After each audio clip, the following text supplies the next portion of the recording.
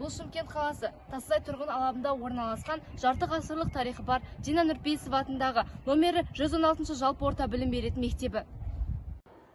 Бүгінгі репортажымыз 1 мамыр Қазақстан халқының бірлігі күніне арналғалы отыр. Ендеше репортажымызды бастайық. Саламатсыз ба Гүлсінай апай, бүгінгі мереке жайлы түсіндіре кетсеңіз. 1 мамыр Қазақстан халқының бірлігі күні, ынтымақ күні. 130-ға жуық ұлттар мен ұлыстардың басы қосылған еліміз.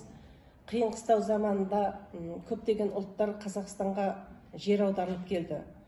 Қазақ халқы оларға қол ұшын берді, қамқорлық танытты. Bir шаңырақ астында өмір сүріп жатқан ұлттар мен ұлыстардың бүгінгі ортақ отанымыз Қазақстан деп бір кісідей өмір сүріп, бір кісідей еңбек етуде. Бүгінгі таңда көп ұлтты бірлігі жарасқан еліміз. Здравствуйте, у меня вопрос. Что для вас означает 1 мая?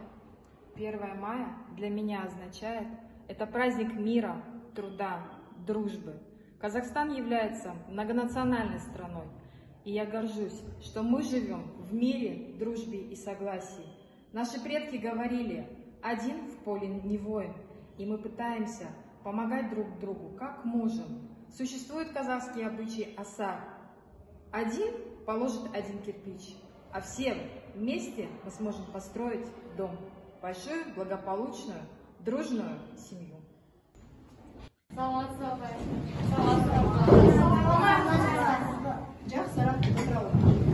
Сендерге бір сұрақ қойсам бола ма? 1 мамырда қандай мерекені атап өтеміз? 1 мамырда Қазақстан халқының бірлігі күні. Жарайсыңдар балалар. Балалар, Қазақстан мемлекетінде қанша ұлт өкілдері өмір сүреді? 138-ден астам. Жарайсыңдар балалар. 138-ден астам ұлт өкілдері біздің мемлекетімізде өмір сүреді. Олардың бәрі